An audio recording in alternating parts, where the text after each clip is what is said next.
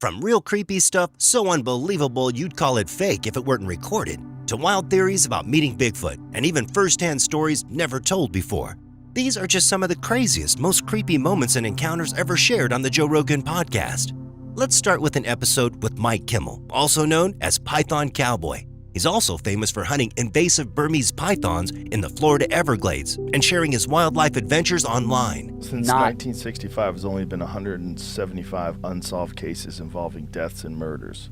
Okay. That's just the bodies. But that's like deaths and murders. Well, I would imagine that would be a good place to drop off a body. That's kind of what I was going to say, is it's a very good place to go hide stuff. I've found vehicles that were used in crimes dumped out there. I've found dogs from dog fights that were dumped out there. I've found animals that have just been dumped. I've found very intricate and mind-blowing satanic rituals and sacrifices out there. What? Oh, yeah. Oh, yeah.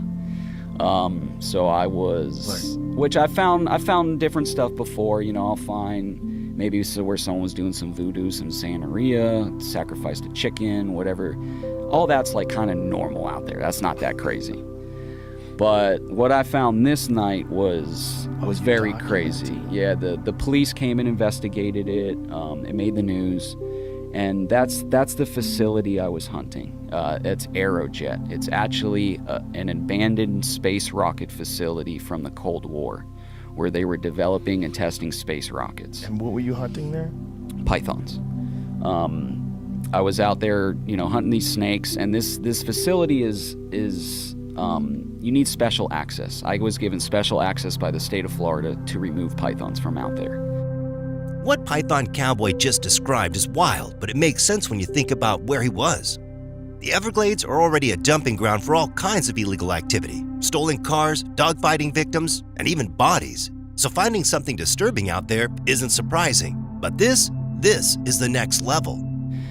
And nobody can just go back out there, but people do go out there, as you can see from the graffiti and different stuff like that.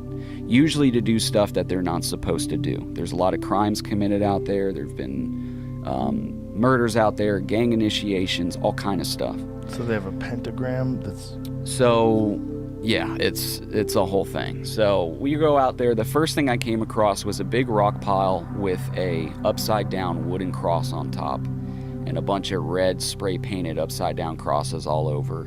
And you could tell the cross, I think, was burnt a little bit.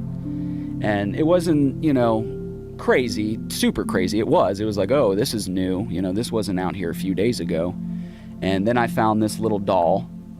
And as I kind of investigated that doll more, a little red scarlet snake actually came up and wrapped around her neck. And I picked up this, there it is. I picked up the scarlet snake, and which, it was kind of weird that there's a live snake, a red snake, on this doll. And I've caught a lot of snakes in my life, and that is the only one that was bleeding out of its anus. There was blood coming out of its beehole. Aerojet, the place where he was hunting, is an abandoned Cold War rocket testing site, and people sneak in all the time. Some go for graffiti, others for way worse things. The whole satanic ritual setup with the crosses, the burned symbols, and that snake bleeding from its anus, that's not something you'd stumble across every day. It's the kind of thing that makes you question what's really going on in these places when no one's looking. And trust me, you don't want to know. Which, I don't know why, who knows what. It was a little weird to me. And then the night just kind of gets weirder from there. You see the red lettering in the other clip. It was a big Latin saying, like 100 foot long pretty much, on the road. I drove over it. We later translated it to, "Turn around, run, hide, he is watching you." Go further into the complex and there's these big abandoned buildings. And like the whole situation just keeps getting more disturbing. And that Latin writing on the road wasn't just random symbols. It was actually translated to "turn around, run, and hide, and he's watching you." That's not something your average group of kids would write as a prank. It feels more like a warning, like someone who knows what's happening there was trying to scare people away. I go into the building, still just python hunting. Like, who knows what these kids are doing out here. I thought it was strange, the Latin. Your average kid just messing around don't know Latin sayings like that. And then I come to this big room where there's the big pentagram. In the middle of the pentagram, there is a three-legged plastic chair with a blood stain in the bottom of it where you could tell something was killed, sacrificed, whatever. On each wall, there's 3 walls. On each wall, there's upside-down crosses, Latin sayings, and all kinds of stuff. As I'm kind of walking into the room, which, I don't want to sound like a psycho or anything, but that doll from earlier grabbed my leg. I don't know if I kicked it, I didn't see it, or what, but that doll from the rock pile somewhere else, I don't know if it was another doll or what, I never seen that other doll. I kick it, it seemed like it grabbed me. It's that same doll from earlier. Same thing with the cross on its forehead, the one eye cocked over, the other eye messed up. And so, it's very, very weird to me. Kind of like scared me. So right next, it wasn't there, and then it was there. So I didn't notice it. I didn't notice you it. didn't carry it over there. No, I didn't touch it. So I didn't touch was anybody else No. with you? I had 2 guys with me that didn't even want to get out of the truck when they seen the first thing. They stayed in the truck. So the same They doll didn't that touch you saw anything. on the rock pile somehow made its way to where you were? Yep. I don't know if it's a duplicate doll or what, but it's same. Was there more than one of those dolls? Only doll I seen. I'm not big on the whole supernatural thing, so I'm real doubtful of it in the first place. But to me, it was the same doll from earlier. I did not see it until it hit my foot. So going deeper into the complex, things only get worse. The abandoned buildings had all these unusual signs of trespassing, graffiti, and signs of people sneaking in. But then he found a room that was on a different level. A huge pentagram, a 3-legged chair with a blood stain, and an upside-down cross covering the walls. It was like clear that something had been sacrificed there. Whether it was an animal or something else, this wasn't just some random vandalism. It looked like a real ritual site. And then there's the doll, the same one from earlier, now somehow inside the building. Maybe he kicked it without noticing. Maybe it was a different doll. But in the moment, it felt like it grabbed him. And after everything else he had just been through, that was enough to shake him. Right next to that doll, there is a saying on the ground that says, "The omen will follow," which to me was like the creepiest thing of the whole thing. Was like, that if you interact with any of this spirit's gonna follow you. Which I'm Christian, I believe in God, and I wasn't worried. I know the good Lord has my back. The same doll from the rock pile mysteriously reappeared, even though no one had moved it. His friends had stayed in the truck the entire time, making it unclear how it got there. Nearby, the words, "The omen will follow," were written on the ground, implying that any interaction with the area could lead to something following them. But very strange, right? Very strange. As we go through, there's all kind of different stuff. In one of the rooms, there's a sleeping bag with something inside of it. I don't think it was a body, anything like that. Police went out there, investigated it. I didn't investigate further past that. Something was inside the sleeping bag, and on the walls there was, looked like red spray paint, and it said, "She was only 9, we gave her to the devil," like basically talking about sacrificing a child. And then you have this little girl's gown that's nailed to the wall with like a dark red stain on it. Inside one of the buildings, a sleeping bag was found with something inside. While it was unclear what it contained, police later investigated. On the walls, red lettering said, "She was only 9. We gave her to the devil." A little girl's gown was nailed to the wall, stained with a dark red substance. Oh, Jesus. Yeah. And what was the investigation? Did you follow up and find out what they found out? I never heard anything from it. I'm assuming they never found much from it because I never heard anything from it. Did they know it was human blood that was in the chair? I don't know. Or on the... I don't know. I would like to think it's red spray paint, but I don't know. I don't know. What For the sake of the story, who knows what it was? Yeah. So we continue on with our hunt. We end up starting to get out of there. The guys are like, "Dude, we want to go. We don't like this shit." I'm like, "All right, let's pack it up. Let's go." So we start making our way out, and I see flashlights I mean, there's one road in, one road out. There's a gate at the end of it. You can't drive a vehicle in. And I mean, we're miles out here. You have to drive miles to then walk miles, right? So I see this flashlight bouncing on the side of the road as I'm driving out. And I'm like, who the fuck is this? No, I've never seen anyone out here in my life, ever. Getting closer to him. I have my pistol in my truck. I put my pistol on my lap, just in case. As I'm getting closer, about to kind of pass the guy's like, Mike. It's my name. I'm like, what the fuck? I'm definitely shooting this guy. Like, what the fuck, And he's like, I love your Instagram. I was like, oh. And as they were leaving, a flashlight appeared in the distance along the only road in or out. The area was miles from civilization, making it unlikely for anyone else to be there. As the figure got closer, he called out the name, Mike. The situation became even more unsettling when he followed up with, I love your Instagram.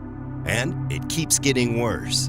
You know those Storage Wars shows? I guess some of them, they fake. Yeah, they do. They set them up. They load up the storage, and they go, can't believe we found a World War II helmet. It's Elvis's underwear. Whoa. This is unbelievable. Yeah, they used to be real. Actually, a few of them were very real. And then they got caught online. A bunch of people online were calling them out, being like, this is bullshit. This is fake. I saw them setting it up. Like, they got caught. But if they're gonna do that, they should find magic in there and shit. They should find, you should have like Storage Wars where they go in there and they find a leprechaun. Yeah. Whoa. The leprechaun makes one of them disappear. One person disappears and they have a genie in a lamp and that would be worth it. Treat me like I'm really stupid. For more context, the discussion is about how some reality TV shows are staged or exaggerated for entertainment. Storage Wars used to be more authentic, but over time, people noticed that producers were planting rare items to make the show look more dramatic. Viewers called it out online, exposing how fake it had become. Have you ever watched the show Ghost Hunters? Do you know or Ghost Adventures? God, yes. Do you know this guy? Which guy? Zach Baggins? Zach Bagans. Do you know this guy? I do not know him personally. Oh, man. He makes me laugh so fucking hard because they've done like 9 seasons now. I don't even know how many they've done. Have they found any ghosts? Come on, man. They have all this great technology now that's improved. Do you think that he believes in ghosts? Here's the best part. Okay. He is all in, right? I love anybody that's all in whatever they're doing. You kind of have to be if you're the host of Ghost Adventure. But also now he's super self-aware of their popularity and of his caricature of himself. So he does it now on purpose. He took off his shirt one episode and he goes, you want to fucking fight me, Ghost? Let's fucking go, dude. Toe up. Throw a fucking punch. You're like, he's aware of his character that is this bro-y ghost fist fighter. This dude. Is Brandon Schaub on that? Yeah, Schaub. Schaub's on an episode? Look at him. He looks like he just got back from a Shane Carwin sparring session. Like, what? Yeah, he's still in the fight. He's still out of it. Is Zach with the beard? No, Zach is that dude right there. Right. So Zach wears Ed Hardy type of shirts, right? He wears these loud, ridiculously patterned shirts. Right. But you got to see it. Do a more newer episode. Do something from like 2019, 18. You'll see what he looks like now. He's gotten way more fucking jacked. His hair is all flaked up, He's got like more tanner on and shit. He's become. Do you think he's become super self-aware? Do you think that he believes in ghosts? No, I think he's just self-aware of the product he's created. Really? That he understands now. That's a challenge. I see the next Whiskey Ginger podcast. And that leads us into Ghost Adventures and its host, Zach Baggins. He started off as a serious ghost hunter, but over the years, he leaned into the theatrics. Now, he plays up his persona, getting more jacked, wearing flashy clothes, and even challenging ghosts to fights on camera. It's clear he knows exactly what he's doing, turning himself into a self-aware caricature of a paranormal investigator. Zach that's him right there, right? Like now he's like Hollywood. He looks like a Hollywood guy. Like he's got these big black frame glasses. Isn't that funny? Like he can't look any better. You're not allowing him to have better style. You're like, no, he went Hollywood. This guy. You're so Chicago. It's fucking guy. Look at this fucking Hollywood. Look at him with his spiky hair. He went Hollywood. The fuck. I'll tell you, that's the one thing I know I won't do is like I'll never get to a place when I'll be wearing clothes where I used to make fun of them like that. Like I remember going, this guy's wearing a fucking $900 t-shirt. I know now I can't do that. Like I can't I can't do that now because I used to shit on it so much. Yeah, you have to mind by the rules of your own mocking. Well, if I pushed it out there for so long. What's that? He's got a nice hat. That's him. Yeah, it looks good, You don't right? like his hat, Jamie? Is that your what buddy? Are you trying to say? Hunters love pointing out orbs in the videos, like every floating speck of dust or light reflection is proof of the paranormal. They slow down the footage, add eerie voiceovers, and claim the orbs are spirits moving through the air. When a tiny light flickers on a night vision camera, they get all excited, saying things like, "Did you see that? Did you see that?" Even though it was just dust reflecting off the lens. The whole thing is more about believing in ghosts than actually proving anything.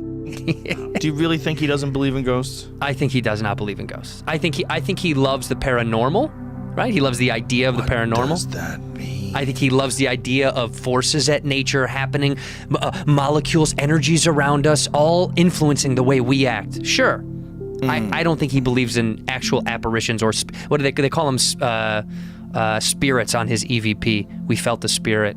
They'll do this thing where they'll see a little orb or a light. This happens all the time with cameras when you switch to night vision and not. These little flecks of dust kind of reflect light off the lenses. And he'll go, "It's an orb." And they'll, watch it float through the lens. And he is obsessed about these orbs. They enter the orb. And he does this voiceover shit. You gotta watch the fucking show. I get high and I watch it. It's maybe one of my favorite things. Jamie, you're a photographer. What's the scientific explanation for those little balls that show up in photographs? What is it? I don't have the knowledge for that, but it could be explained in lots of different ways. It's mostly probably like a light flare of some kind, just because there's just like or in this ghosts. Lens. Well, now I'm a believer. You stammered through that so badly. Yeah, I've become dude, a you believer. did a terrible fucking I job don't know the selling photography science, but like in this lens here, there's like 5 different pieces of glass. So there's just at whatever angle you're holding it, depending on where the light source is coming from, Right. it might create an artifact. Then there's EVP, where ghost hunters record static-filled audio and convince themselves they hear ghostly whispers. And it's always something vague, like a faint "help me" or name, and they take it as undeniable proof.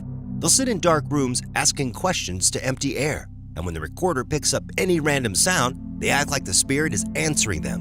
Which would be a little Right. circle. If you're dealing with a really nice camera like that one, but what about like with one of them bullshit, one of those zip and shoot ones? Then they're using Those less. make that noise. That's like less.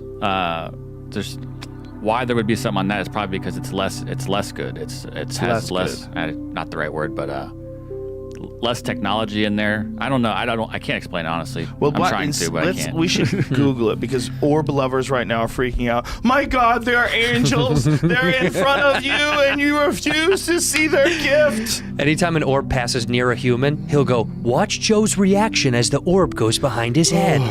Yeah, and you change your eyes. Yeah, your eyes will change. It was amazing. You don't believe in fucking ghosts, do you? Bro, I believe in everything. You don't believe in ghosts. I'm all in with everything now. Fuck that. Bigfoot. Backscatter. Fuck up. What's that? Here you go. Backscatter. Backscatter. The artifact can result from the backscatter or retro reflection of light from airborne solid particles such as dust or pollen, or liquid droplets, especially rain or mist. Can also be caused by foreign material within the camera's lens. So these dots are blurred images of dust particles.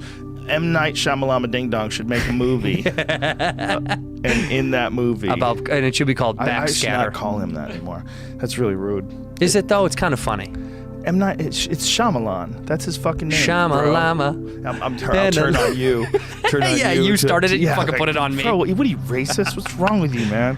He makes some good goddamn movies. The guy, he takes some crazy risks, but I love The Sixth Sense. That was a great fucking movie. I love The Village. People didn't like that. I didn't see. I thought The Village. The end of it, I was like, where? What about planes?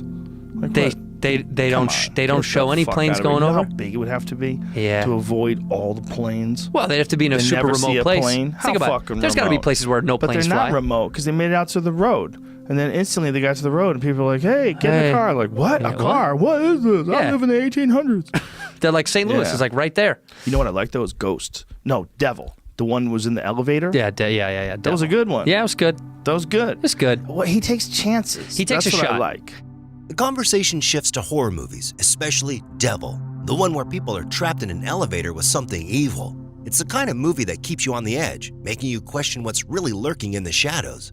Another movie that comes up is The Village, where people live in an isolated town. terrified of creatures in the woods, only for a big twist to flip everything upside down. The idea of being watched or followed by something unseen is what makes these stories so creepy. The discussion makes it clear, whether it's ghost hunting or horror movies, people love the feeling of being scared, even when they know it's probably not real.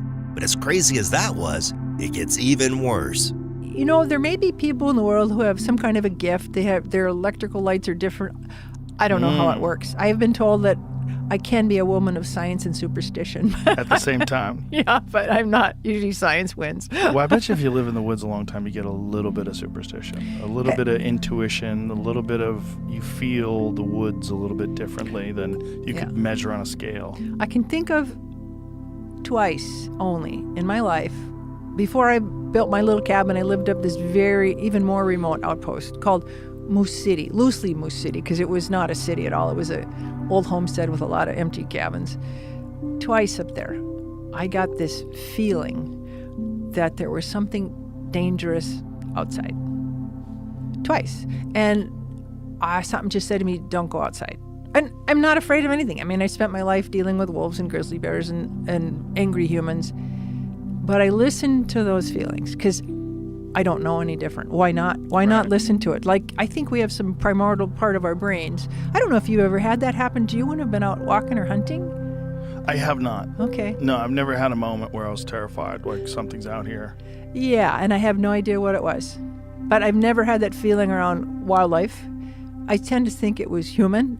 I don't know if we... Oh, you feel like there was a human out there? Yeah. I don't know if we can smell and not register in our forebrain what we detect. Maybe it's really primitive. I don't know. I'm just saying I had it happen twice. If you're not around any people and then all of a sudden you feel a person, I bet that kind of like any person that you run into in the woods is scary.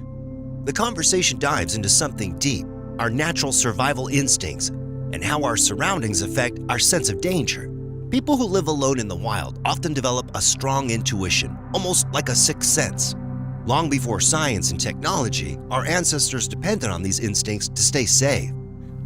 It's weird. Like I always said that everything in the woods is scarier. Like if you saw a naked baby in the woods, you'd be like, what's that baby doing here? Exactly. Nuts. Yeah. Baby just standing there looking at you. You'd be like, what the fuck? Yeah.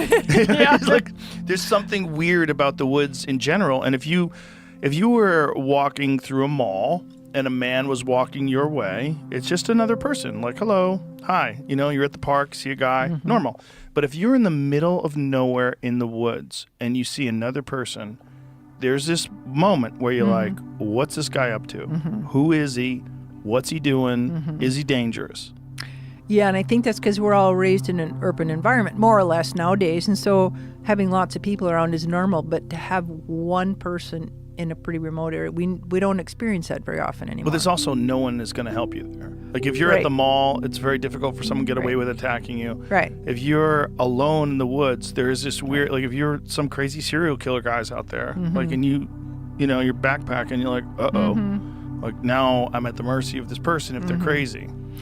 I have a chapter in my book, early in the book, where I describe an event that I'm basically been a real private person all my life until this book came out. And once I wrote this book, I had to bring up stories that are very personal to me. And I had an event one night that was terrifying. Probably the most terrifying thing that's ever happened in my life. It involved humans. So, yeah, I totally get that.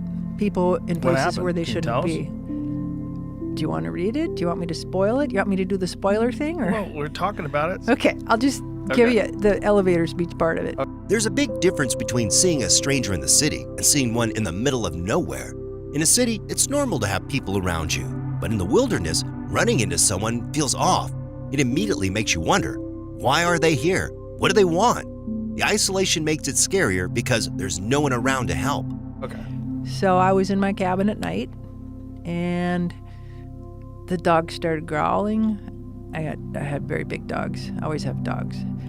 And I looked out my window, and it was winter, and it was cold, and I could see a couple of guys out there lurking around, and I was in the middle of nowhere. And then it kind of digressed from there. So I for the first and only time in my life, I pulled a gun on these guys. Really? Yeah. I was in danger. What were they doing out there? Well, they came to pay me a visit. They knew who you were? They called me by name, which was really freaky. So you think somebody in the woods walking around scary? Wait till you see somebody who you don't know who it is and they call you by your first name. That's freaky. And what did they want? I didn't find out because I pulled a gun on them. Wow. I drove them off. And it was terrifying to me it was not terrifying at the moment because I was absolutely focused, like predator focused, calm. But after they left, I started to shake. And The story about the intruders makes this fear real. Being alone can be peaceful, but it also makes you more vulnerable. The fact that the men were drunk and knew her name makes it even creepier. It wasn't just a random encounter. Her reaction, staying calm, grabbing a gun, and only feeling fear afterwards shows how the body focuses on survival first and emotions later. Yeah. yeah, kind of after the adrenaline surge happened. Were they menacing? Were they? Yeah. Yeah? To me, But with the way they were communicating with you? they were drunk. Oh. Yeah, it wasn't good. And so how did they know who you were? Do you know? Oh, it's a long story, but I was working up there. I was kind of a novelty, a young blonde woman. I was only about 25, living alone, studying wolves. And at the time, there were other people coming and going studying wolves. But at that winter, I was alone, and I had been working. It's a long story. I was working behind the customs station right on the Canadian border, and they were hauling logs down out of Canada, bringing in the customs station. They would have to transfer the logs to an American truck, and then the Canadian trucks would go back. And I temporarily took a job as the knot bumper at the log deck landing, which means my job was to run a chainsaw, trim off the branches, trim the length of the log to exactly fit the log bed. Anyway, so I was around. So these loggers knew who I was, and I was, I was cordial enough. But it was two of those guys.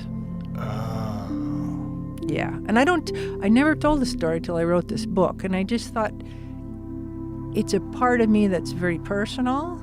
It's a part of me that I learned from. It's never happened again. And I had one old logger, old Bob. He saw me on the road the next day. I was pretty shook up, and he stopped. We chatted often, and he had seen a wolf. He'd taken a picture of it. So anyway, we chat, and he says, "So, I hear you had some visitors last night."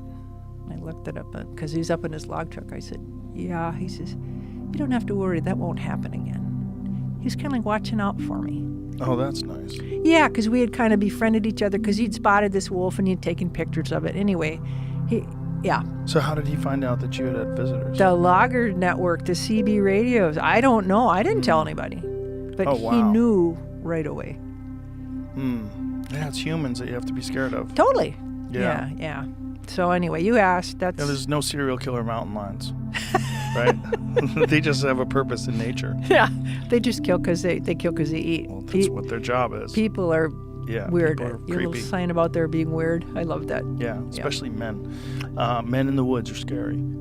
The old logger's reaction, acting like this was normal, shows that people in remote areas understand the dangers of isolation. Out there, you can't rely on anyone else. You have to handle threats on your own. This whole topic hits on something primal, the thin line between instincts and paranoia, survival and fear. It also makes you wonder, have we lost some of this awareness in today's world, where we trust technology more than our own gut feelings? I dodged 2 molestation attempts. Really? Yeah, 2. What'd you dodge? Well, I dodged one of them when I probably was like 7 or 8 years old. That was the scary. Well, they were both pretty scary, but that was the scarier one because I was at the library, and I was by myself. I was a latchkey kid. My parents just let me out of the house, which, at the time was kind of normal. In retrospect, like thinking about it now, like I couldn't imagine letting my 7-year-old just public fucking library. wander around. Not just that, but walk to the public library, in San Francisco. And this guy, I was looking at, I was always into like horror movies and monster movies and shit. Yeah.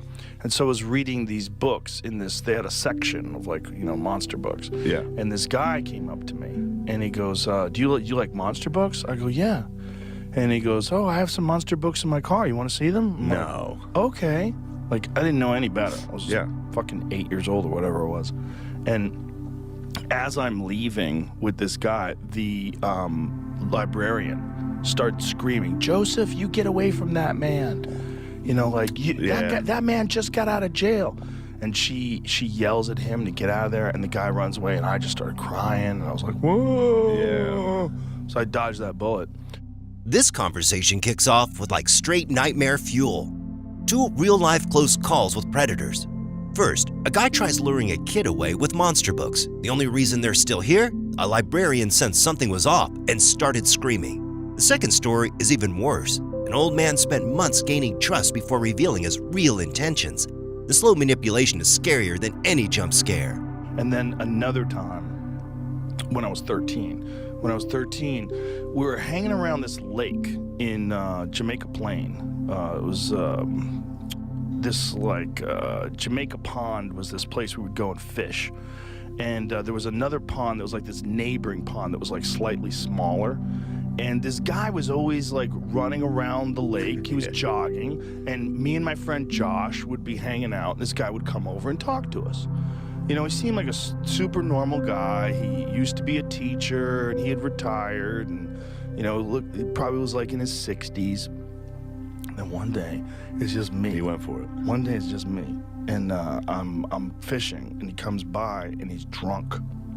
Damn. And he tells me he loves me, and I'm like super confused. How old were you? 13. Okay. And I had been talking to this guy on and off. I had seen him, you know, for months. Yeah. Like, he'd come by, say hi. It was always like casual, very good humored, very friendly, but he was like setting us up. And he comes by, and then I realize after, he tells me he loves me, but there can be no love without sex. That's what he says. And I'm like, what? And I had a knife. So I remember, like, I grabbed my knife in my pocket, and I had my hand on my knife, and I was like, oh my God, I'm gonna have to stab this guy. Damn. Yeah. I was like, this is gonna, because there was no one around. There was no one around. Wow. It was just trees and When you were 13, forest. you were like, I'm gonna have to stab. Oh, I was gonna cut this guy. I would have trusted the guy. I would have been like, yeah, you're right. You're smarter than me. I'll see you later. I don't know what. It was dangerous. We had a guy go for us. Yeah. There was a guy that used to linger. Hilarious, dude. He was mentally challenged, but he would always hang out around my high school, and he would go to all the like basketball games. But instead of sitting with how messed up this was, the conversation takes a weird turn. People start joking just like it's just another childhood oops moment. Stuff like, yeah, we almost got kidnapped, turning predators into punchlines. Dark humor or not, it's how casually we talk about something that could have gone way, way worse. Ghost is an interesting one. What do you think about ghosts? I would be very I don't know. It's a tough one. You know what I think? What do you think? You hear them from every culture. Mm-hmm. That's what gives me pause. This is not like something that's only with like Europeans and Christians and people that have a specific religious ideology. This seems to be in almost every culture. There's this concept of dead people that return, Right. in some sort of a mysterious form. I mean, it would be silly for a Bigfoot person to say this, but that could be part of the human condition. Joe's take on ghosts is fascinating because it goes beyond the usual spirits of the dead explanation. He suggests that ghosts might be imprints, memories of intense events that certain people can perceive under the right conditions. This idea aligns with why hauntings often happen in places with a dark history, like battlefields, abandoned asylums, or mob-run clubs. It's as if the environment holds on to trauma, replaying it like a broken record when the circumstances are just right. You know, Certainly. Just no one wants to think that this is the end. And I don't think this is the end, but I do think ghosts are... I mean, why wouldn't a ghost be like, hello? Because I think it's a memory. Sure. I think when extreme things happen, you know, when we're talking about the levels of reality being somewhat permeable under extreme situations, what is more extreme than like a murder or a massacre? And those are the places where people tend to see ghosts. These horrific, I think the earth has a memory. And I think occasionally, under the right circumstances, with the right amount of anxiety, the right amount of distractions, and the heightened sense that you get from being in the dark and being afraid, Right. you can access these memories. That's what I believe. Yeah, I see, but I mean, the opposite argument to that is pretty obvious. It's like just because your anxiety's up and because all those factors, and because you know what's happened there, you're more jumpy. Mm-hmm. For sure. And you see things that aren't there. Right, but But if you see something that's not there, does it really mean it's not there? It doesn't necessarily, right? No, I've always thought that, because it's like, if I say I saw a ghost and I actually didn't see it, but in my brain I did, like, isn't that seeing a ghost? Right. That's the argument that a lot of people have in terms of psychedelics. Like, psychedelics, you contact God and you have this extreme spiritual experience where you're in contact with this all-knowing entity. And people say, oh, that's a hallucination. Okay. But it's the same experience as if you actually did contact God. Right. Like, whatever that thing is that you encounter in the psychedelic realm, let's say that is a figment of your imagination. I'm willing to say that. But whatever that figment of your imagination creates, it creates the exact same experience as if you encountered some other extremely potent life form that exists in some strange form that it's not tangible. It's not like, it doesn't register with you as something that it's not a normal, it's not like a mug of water. Uh-huh. You know, it's a thing that doesn't exist in your reality, and it's communicating with you. It's exactly the same experience as if it's an imaginary thing or if it's a real thing. Right. The experience is the same. I think that's what happens with people with the ghost thing. There's too many stories. There's too many stories of ghosts from rational people. And one of the places that has a crazy history of ghosts is the Comedy Store. The Comedy Store is one of those places. Back in the day, it was Ciro's, a nightclub run by the mob, where violent deals, disappearances, and likely murders took place. Over the years, comedians and staff have reported seeing shadowy figures in the hallway, hearing voices when there's no one there, and even witnessing full-on apparitions walking through doors, only to vanish when someone goes to check. Some of these stories come from well-respected comedians too, not just drunks looking for attention.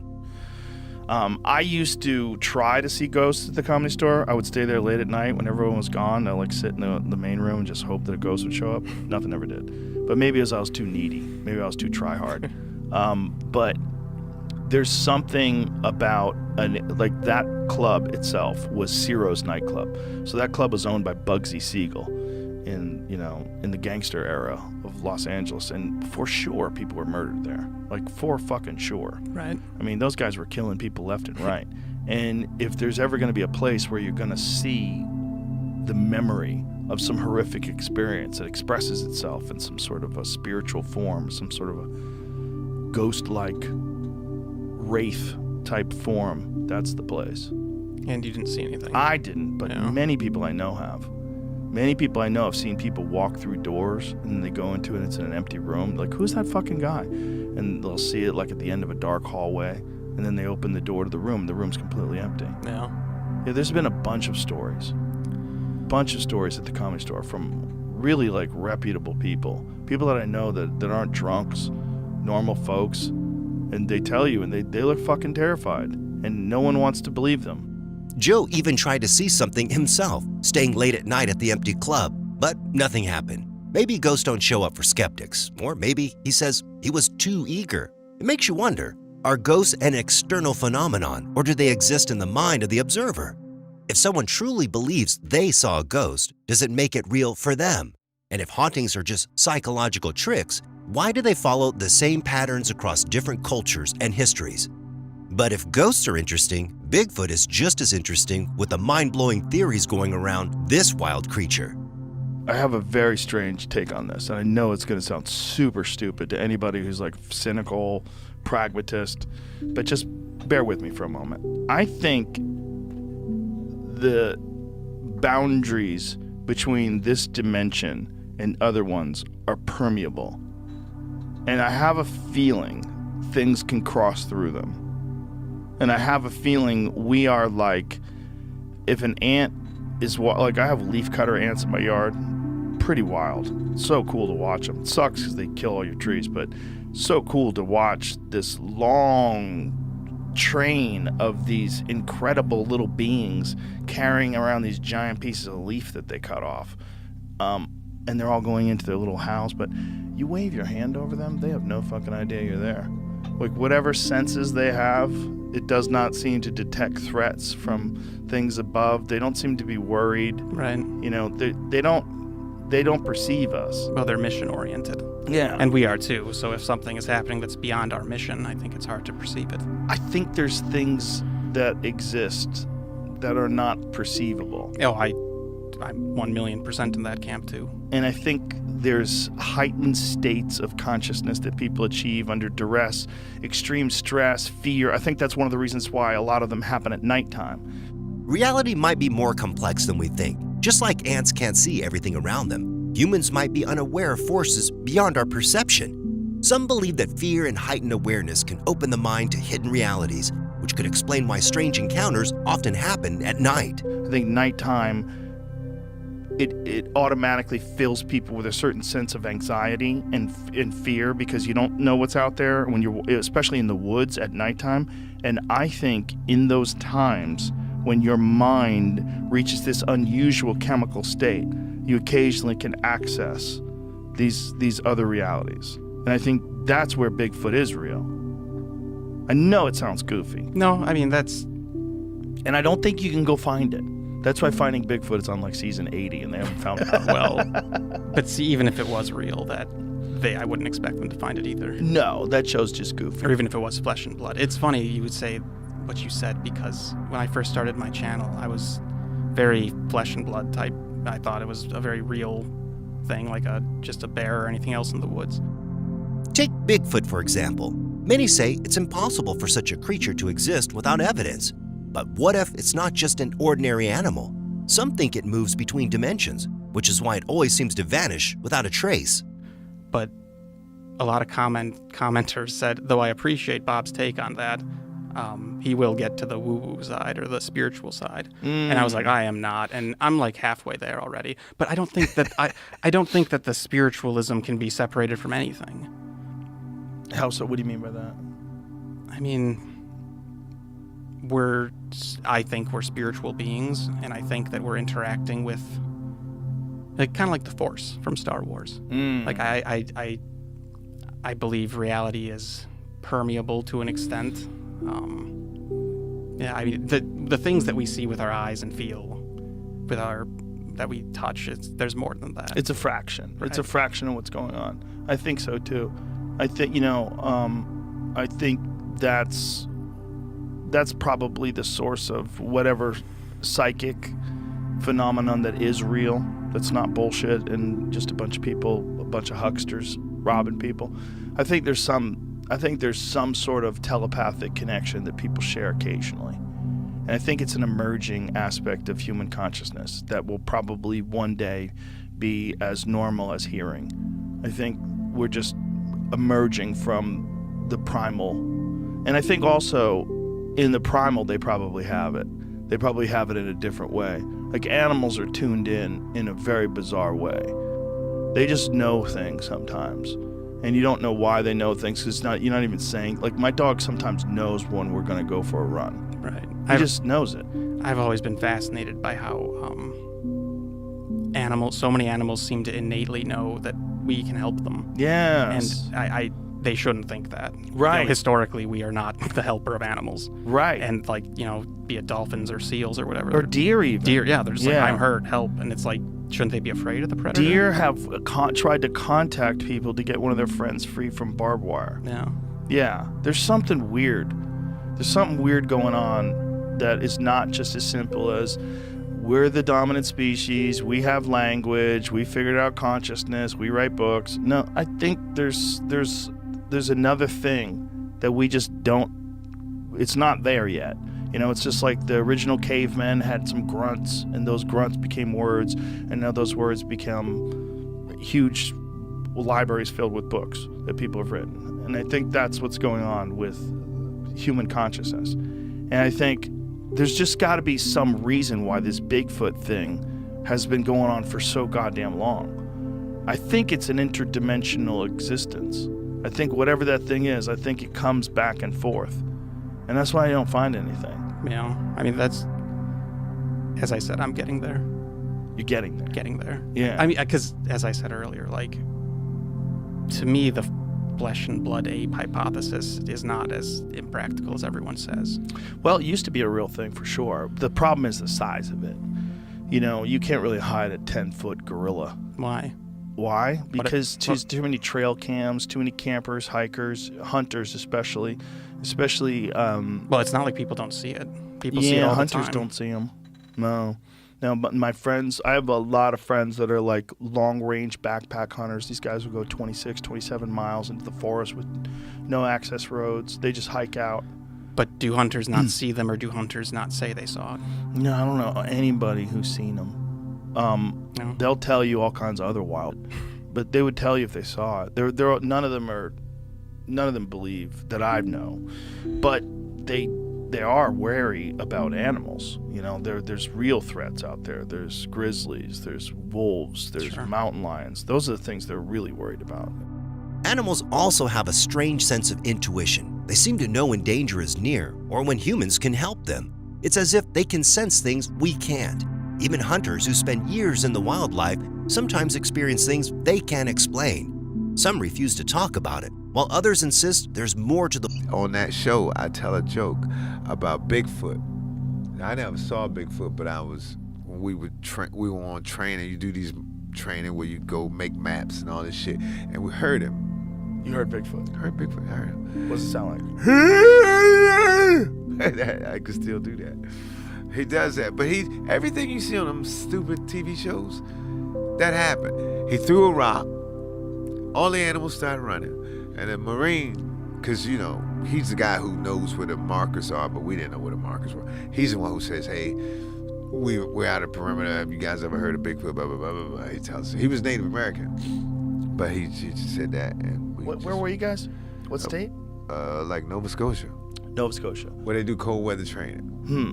Yeah, and you have to make your own maps. You sure they weren't fucking with you? I'm pretty sure. Who threw that rock? Somebody that was fucking with you? No. I don't know. What do you fuck with the animals too? All the animals ran too. Remember how you said they know how to get away? All these fuckers they just did a little mass exodus.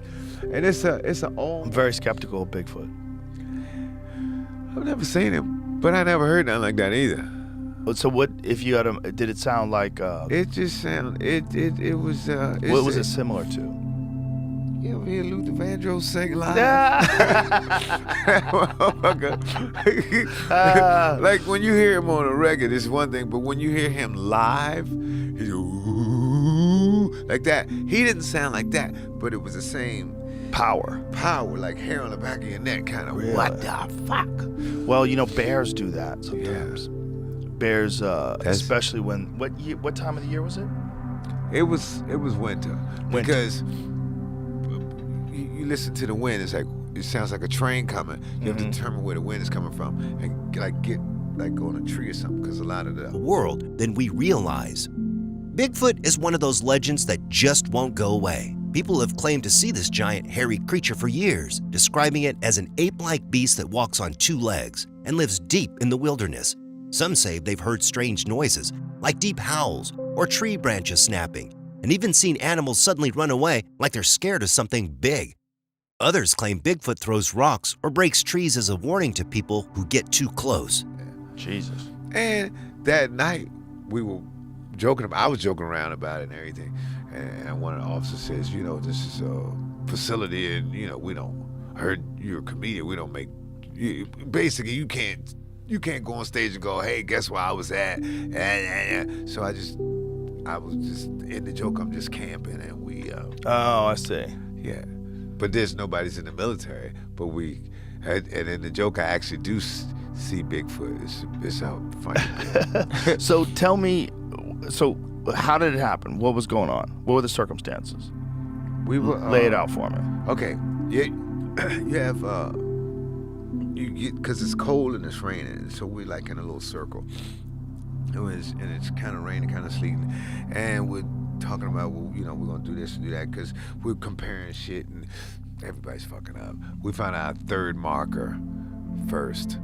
Like, and it's supposed to be like a 2 or 3 day thing, right? And the good teams, like, you do it in the classroom for a couple of days, and then a team goes out, team comes back, team goes out. And some of the guys who weren't as good as us in the classroom were coming right back in 2 days.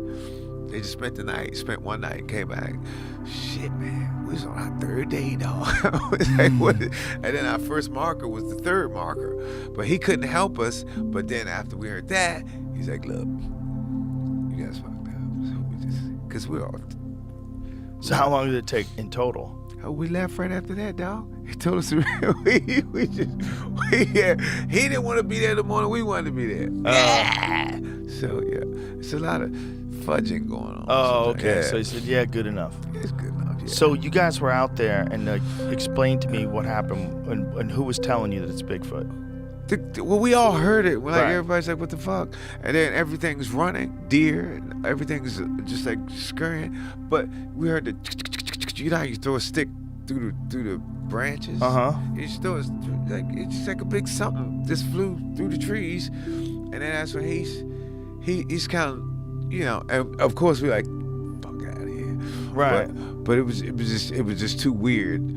And then he was like, yeah, you guys missed your other markers. I might know where they are. So we just kind of went and got on our markers and went back to the base. Because we're out, dude. We're out like 20 miles. Out. You have to make out there with Bigfoot. Well, I wasn't really worried about Bigfoot because according to that dude, Bigfoot don't bother you. I was worried about the other animals. So that dude's seen Bigfoot before? I don't know if he's seen it before, but he just said he don't. But he just lets you know when you've gone too far in the woods. Really? Like nobody ever ever says that he grabs you and do nothing. He just does warning things, just like on those stupid TV shows. You ever watch those shows?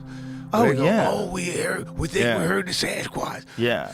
And that's been the least successful show ever. Yes. But they've been trying to find Bigfoot for like 8 seasons.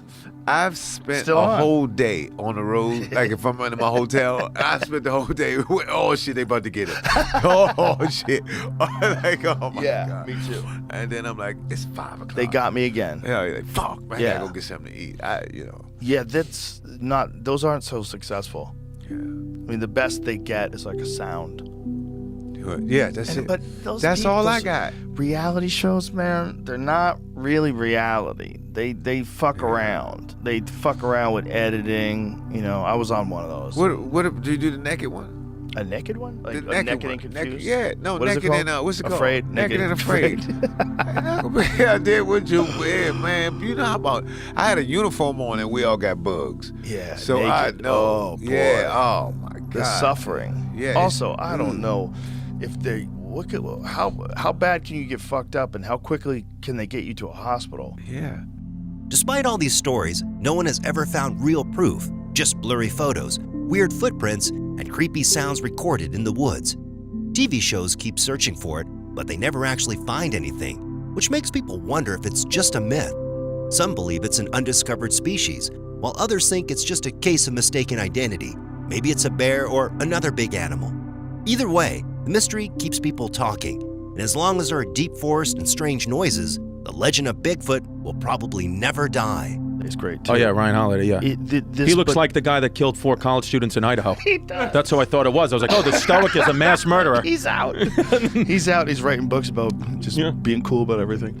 But did you hear that, by the way, with Idaho? They're thinking about bringing back the firing squad if he gets convicted. Oh my God. Well, they think he might have killed people in Washington State too. Is that where it was? It was somewhere else. There was another place where he lived where similar crime took place, and they think he was studying crime in college in order to get better at it. Right. It's really evil. It's an evil, scary story. Yeah. If all this they're accusing him is accurate, it's horrific that guy was out there. I believe it was where he was originally going to school. Yeah, a lot of serial killers come from this part of the country. He could be major link to other murders. This is it, and this is in Newsweek. Okay. I don't know. Oh, it says new evidence recovered may be a major link to the Idaho murders. He's been accused of fatally stabbing University of Idaho students. The search warrant, which was reported by the New York Times, discussed several items which were taken from his residence. Where is the thing about the other cases? Oh, here it is. Attending another place. And December 30th, he was arrested at his parents' residence in Pennsylvania. Extradited to Idaho, where he's currently charged. Koberger was attending Washington State University at the time of the murders. Yeah, he looks like the guy from The Stoic. But there was he does looks a lot like him. But Ryan Holiday's quite a bit more handsome. It's Ryan like Holiday's his older, like meaner brother. Ryan Holiday, hottie with a body. That conversation escalated fast. 1 minute, it's about stoicism, and the next, serial killers. The Ryan Holiday joke caught me off guard. Imagine casually mixing up a self-help author with a murderer, like Wild. The debate about having the firing squad was just as unexpected. It's strange to think that something like that is even back on the table. Feels like a relic from another time. But apparently, some states are seriously considering it. The discussion had a mix of shock, dark humor, and genuine curiosity, which made it even more interesting. But it says Pennsylvania was sifting through cold cases for links to him. Oh, it was Pennsylvania? That's where he was found. Interesting. Yeah, that's where they pulled him over, and it was in his parents' house. And because remember, the media was saying we don't have any leads, but the FBI was following him across the country. Yeah, they can't just leak. Yeah, you can't do that. Information. They're in the middle of an investigation of a fucking psycho. But it is wild, like with these, he's famous now for these murders, but as you said, could be stuff before. My mom had a friend, right? Grew up in Utah.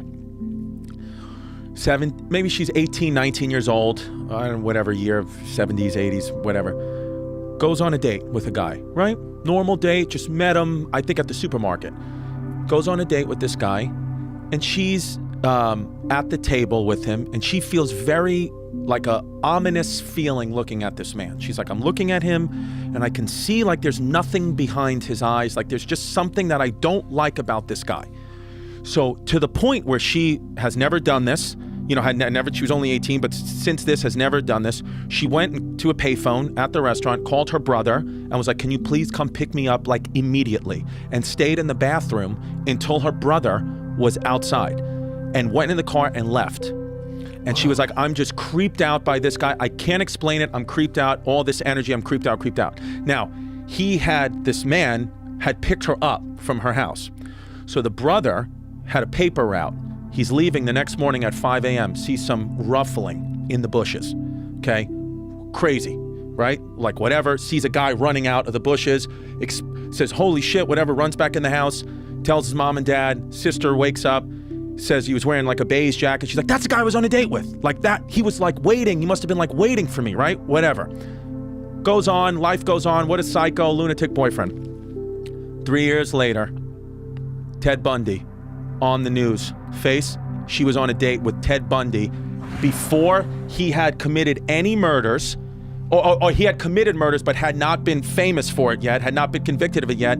She said when he saw him, she literally almost fell out of her chair because she was like, that look. She said that Ted Bundy, about, how everyone says he's so handsome, whatever, she said he would get a look over him when he was preying on a victim, which felt she was being preyed on, that she doesn't even look, he was like, he does not look like that. His face configures and contorts to something that looks so sinister that she literally was like, get me away from him. And then came the Ted Bundy story. Chilling. Just the thought of sitting across from someone like that, completely unaware of who they are, is unsettling. People described his face shifting when he switched into predator mode. And that detail alone is enough to stick with you. It's the kind of thing that makes you rethink how often gut feelings get ignored. Now. So I was like, whoa, fucking Teddy B. Imagine you on a date with a young Teddy B. That'd be fucking nuts, dude. So he had already committed murders. So he was looking to murder her, and he was giving that energy out.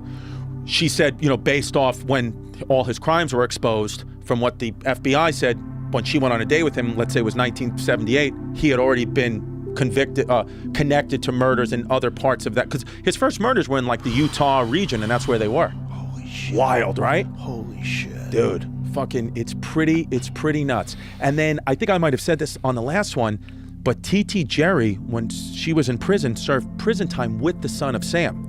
She shared a wall with the son of Sam. 2 murderers. She shared a wall with the son of Sam and Ronald DeFeo from the Amityville Horror House, the man who killed all those people in the the movie The Amityville Horror, who was really based off Ronald DeFeo. She was in prison with both of them at the same time, and the prisoners from Escape from Dannemora, who like that Showtime show that they made. So she was in like real deal prisoners. But she said the son of Sam. Now this was months before the Netflix documentary came out. T.T. Jerry said, she's like, the son of Sam, David, did not kill all those people. He was involved in a cult. There were other murderers, but the city pinned it all on him. And then a few months later, this Netflix documentary came out a couple of years ago, basically saying that most likely son of Sam did not kill all those people. He killed maybe one or two, but there was other murderers that just got away with it. Before things got too heavy, the mood shifted. Suddenly, they were testing smelling salts, seeing who could handle the strongest hit. Going from a deep dive into human evil to a full-blown locker room dare was such a whiplash moment, but somehow, it fit perfectly. Do you know the Henry Lee Lucas story? Henry Lee Lucas. Well, Henry Lee Lucas, they made a film about him called Henry, Portrait of a Serial Killer. Okay. And it's a guy who got arrested for 62 murders. And he was basically a drifter, and he was traveling across the country murdering people. Okay. But they think that what really happened was they came up to him and they said, hey, Henry, there was a few people that were killed behind the bushes in Indianapolis in 76. We'd sure love to solve that crime. Was that you? Yep, that's me. I killed them too. Well, did you do it with a knife? Because we found a knife. Yep, knife. Killed him with a knife. Yeah. And this guy was basically a dullard and may have killed people. Like a lot of drifters have killed people. But it seems like, Google that, make sure I'm correct on this. I think now they think that they attributed a bunch of crimes to him that he couldn't possibly have committed. It's a wild thing. The depraved serial killer who confessed to hundreds of murders. See, this is it. So it was more than 62, which is what I think he was originally charged with. 600 people. Okay. Drawn together by shared childhood trauma, Henry Lee Lucas and Otis Toole became lovers, then serial killers who terrorized America in the 1970s. This conversation jumps between some wild true crime stories, but the main theme is clear: how unreliable confessions can be. Henry Lee Lucas is a perfect example. He confessed to hundreds of murders, but many were physically impossible for him to commit. It's crazy how law enforcement sometimes just wants a case closed, even if the person didn't actually do it. But he confessed to hundreds of murders, but they think that some of them he couldn't possibly have done. But did he stay in prison for the rest of his life because of it? Yeah, I think they might have killed him in prison. I don't know what happened. I don't know if he's still alive. But see if he got if that's a story that they got him to confess to a bunch of murders that he couldn't have actually done. That's a common thing, though, right? People confess to stuff all the time. There's a show on Apple TV. It was called Blackbird. It just came out last year. It's about a real story about a guy who, what his tactic would be is he murdered a lot of people, but he would say to the police, "Oh, I murdered that girl in that county. I'm confessing to it." But then they would go through the research and be like, "No, you couldn't have possibly." But he would cop to it, and then the cops would be like, "He did that like 5 times." They'd be like, every county he was investigating, they'd be like, "That's what he does. He confesses to murders. He's a bullshitter." But he really was killing people. He was confessing to false ones so he could get away with the real ones. Holy shit. Wild, right? Holy shit. So it's like some of these guys are so smart. Dude, the show this actor, I think is William Hauser, something. This is one of the best actors in my generation. No, Joe, I don't know if you know this guy. This guy's acting is like Daniel Day-Lewis level. He is a phenomenal actor. When you watch that show Blackbird, you cannot believe it. Where I'm like, and this is on Apple Plus, Apple TV. This is one of the best shows I've seen. Wow. Came out last summer. Shit. This kid is literally like phenomenal. And then I'm watching 101 Dalmatians a day later with my kids, and he's in that. I'm like, look at this fucking lunatic. Then there's the Blackbird story, which feels straight out of a movie. The FBI sent a guy into a maximum security prison to get a confession in exchange for his freedom. That alone is wild, but it also shows how hard it is to prove certain criminals are guilty, even when it seems obvious. It's unbelievable. So basically what happens is this guy who's from He's from a bunch of movies. This kid is ripped, by the way. This kid has to be intermittent fasting. He's in the Watch, not the Watchmen. Samuel L. Jackson's in it. Yeah. It's a famous movie, and he's excellent in it. But basically, the premise of it's based on a true story. This guy, the hottie with the body, he gets convicted 10 years in prison for gun charges. I think he's a guy out of Massachusetts. So, and he was a good con man, right? This is all real. Good con man, could, gift a gab, whatever. So the FBI wants to pin the guy with the mutton chops, Hauser. They want to pin, Larry Hall is his name in real life, they want to pin murders on him. They know that they've kind of caught up to his game now. They know that he lies about murders here to commit murders here. They know it, but they got to they got to get him to confess to one of these murders because they found the girl's body. Because he was killing kids, like 14-year-old girls, like brutal shit, raping them, horrific. So they say to this kid, to the jacked guy, they say, look, you got the gift of gab. You got 10 years in federal prison, okay? You're 3 months into your sentence. We're going to transfer you to this maximum security prison where Larry Hall is. If you can get him to confess to the murder of this girl that we have evidence on, and you can get that, your sentence is commuted immediately and you're out of prison. That's all you got to do. But he was in a minimum security prison, so he would be able to either coast through 10 years or take a chance and go to the prison with murderers, rapists, and potentially be murdered in the shower stall. But if he can get this guy gift a gab and get him to confess, then he'll get out. Holy shit. And that's what the show's about. And it was, dude, amazing show. Like, edge of my seat. It was one of the best shows I've seen in a long time. That's hot. I want to watch it. I want to watch it again on smelling salts. Thank you for bringing that up. I'm fucking pumped about that. I've been looking for a new show. Yeah. Oh, and by the way, let me just finish the thought about Jerry. What I want to say is the Son of Sam thing. He said, he was a serial killer, yes, and don't get me wrong, murderer, deserves to be in prison. He said the biggest fucking lunatic. Like, he was like the only person who I met. I was like, this guy needs to be like either put to death or kept like in a cage, like under the jail. He said was Ronald DeFeo, who's the Amityville Horror House guy. The Son of Sam case adds another layer. What if he wasn't the only killer? It's interesting how myths form around serial killers. People love the idea of one evil mastermind, but reality is usually messier. Because he said he would cook for him all the time, Ronald DeFeo, and he would like let Ronald DeFeo like jerk off to him. They would put like a prison mirror, and he would because he was trans, Jerry, so he would shake his ass a little bit and let Ronald like get his rocks off, whatever, he didn't care. He said, but every morning he would make Ronald DeFeo Jr. like a little breakfast and his little, they had like little hot stoves in there. They would let prisoners like Jerry, after you did enough time, give you some stuff. He'd make a little bacon and stuff for him. And he said every morning, like clockwork, 7 days a week, every morning, bring Ronald his food and say, how was your night, Ronald? How are you feeling? He was like, good, I feel good. I didn't kill my grandma.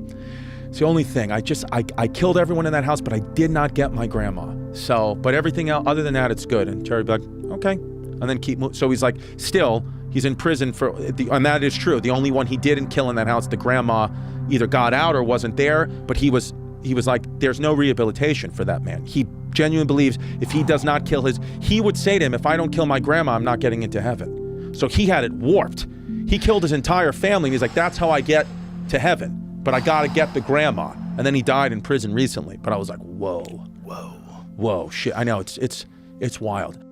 And then, out of nowhere, the conversation shifts to the actor from Blackbird, being in the 101 Dalmatians. It's such a chaotic but hilarious moment.